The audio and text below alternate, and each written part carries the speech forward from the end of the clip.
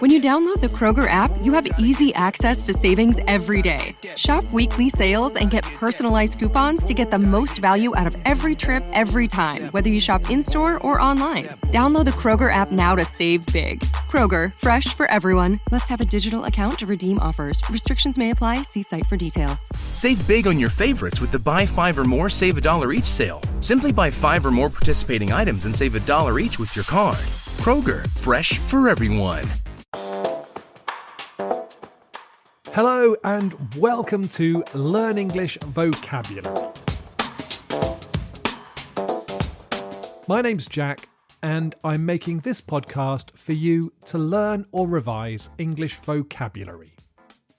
You can find a transcript of this podcast on learnenglishvocabulary.co.uk. There's a page for this podcast with the transcript, an activity, and a task for you to do in the comments section. This week, I'm going to publish 3 podcasts. These podcasts are full of vocabulary related to food. I was going to do just one podcast, but then as the script got longer and longer, I thought it would be too much to publish in one podcast. These podcasts are vocabulary support for a new conversation class on English Focus for B1 and more advanced learners. If you're interested in joining the class, send me a message at jack@englishfocus.com and I'll share the course details. Some of you will know that I've been working on English Focus for a long time. This conversation course is the first course that I'm running, so it's still in beta and will be very cheap. The course is 6 classes and the first class is about food. And in the class, I want learners to be able to talk about food. As well as knowing the names for different foods, it's important to know how to talk about how the food is made and what the ingredients are, and to say when and where you might eat different foods, and of course, to be able to say what it tastes like. Over 3 podcasts, I'm going to talk about some popular meals in the UK and some snacks or food you might grab if you're away from your house, and in the third part, I'll talk about some sweets or desserts. I'm going to describe some of the most popular meals and foods in the UK. These are all foods that I've eaten, but they're not meals that I eat every day. They are common enough that you will come across them if you visit the UK. I'm going to describe them first, and I want you to try to guess what the food is, and then I'll tell you. Sometimes the name might not be familiar, and I'll stop and talk about vocabulary along the way. Okay. Here's the first food. This meal is sausages, potatoes, and gravy. It's normally served with peas and carrots, but the important parts are the sausages and the potatoes.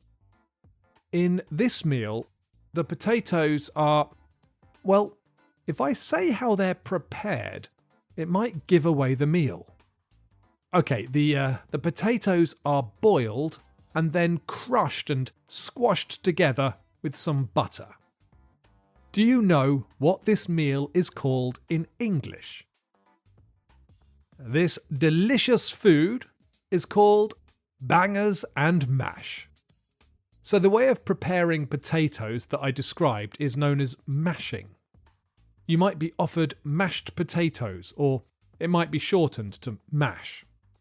We call sausages bangers because years ago there was a shortage of meat and butchers would add water to their sausages to make them heavier.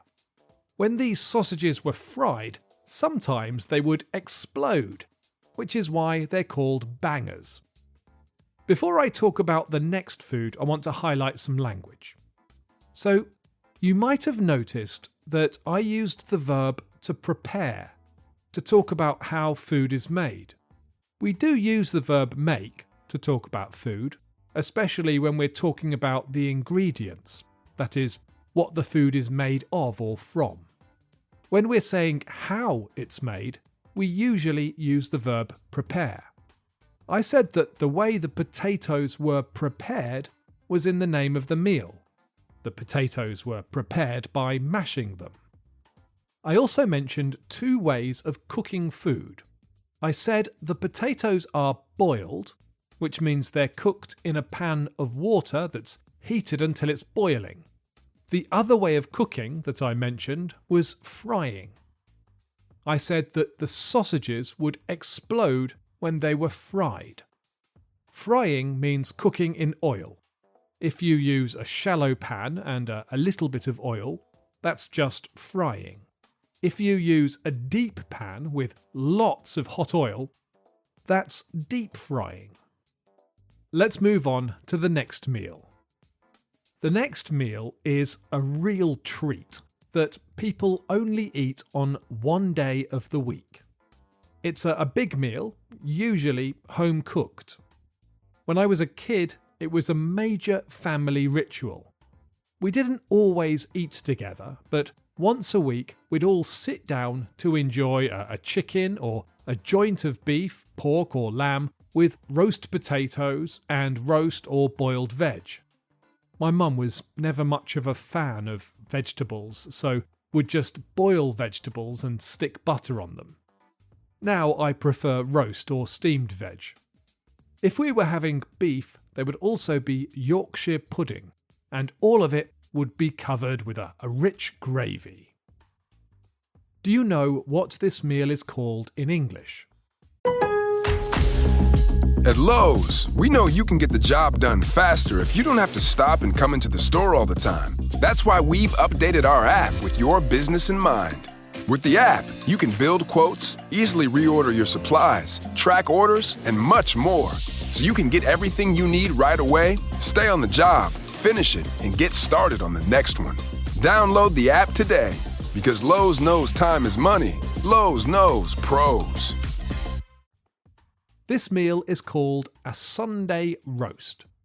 You can have a roast dinner on any day of the week, but families often get together for a special roast on Sundays. The best Sunday roasts are home cooked, but if you want to try a Sunday roast, if you're ever on holiday in the UK, you should be able to find a reasonable roast in a pub.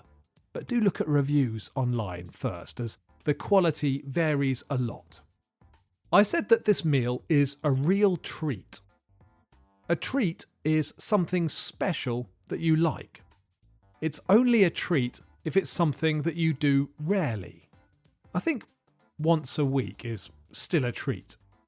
When my kids do something really good, I might take them out for an ice cream for a treat. Roasting is a way of cooking something in the oven. There are 2 words for cooking food in an oven. You can roast meat and vegetables, and you can bake bread and cakes. The way of cooking is exactly the same. We just use a different word for cakes and bread. I tried looking up the exact difference, but all I could find was something strange about the structure of food. If a food already has a structure, when you put it in the oven, it's roasting. But if you're cooking something that's wet or squidgy, then it's baking. So as part of a Sunday roast, you might bake Yorkshire pudding in the oven at the same time as roasting potatoes. When you roast meat, the fat and juices that come from the meat when you're cooking can be used to make a sauce. That's called gravy. You can also buy a type of powder to make gravy, but that's not as good.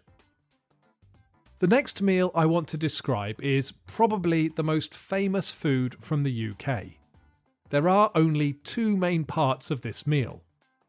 The first is cod or haddock fillets, deep fried in batter, and the second, well, it's in the name of the meal, so I won't say it just yet. It's a type of fried potato. We think of this as a traditional British food, but I think the style of cod actually comes from Portugal, and the style of potatoes comes from Belgium. However, the way it's cooked and served in the UK is quite distinctive. Do you know what this meal is called in English? I'm talking about fish and chips. The phrase fish and chips is so common in English that the words fish and have contracted together and we say fishin'.